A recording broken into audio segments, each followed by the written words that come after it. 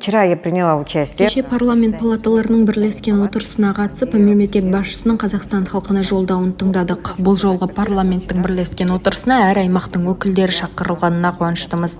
Әділетті Қазақстан, заң мен тәртіп, экономикалық өсім, қоғамдық оптимизм атты жолдауында ел президенті Қатонқарағай мен Зайсан аудандарының туристік әлеуетін дамыту туралы сөз қозғады. Яғни аталған аудандарда алдағы жылдары сапасы жоғары жол инфрақұрылымы бар әуе бекеттері мен әуежайлар салынатын болады. Туризмнің дамуы арқылы жұмыс орындары ашылып, Шығыс Қазақстанның дамуына жаңа серпін берер анық. Сондай-ақ ұлт саулығын нығайту үшін кешенді шараларды қолға алып, мемлекеттік медициналық ақпарат жүйесін құруға тапсырма берілді. Ол жүйе арқылы халыққа медициналық көмек қолжетімді бола түседі деп ойлаймын.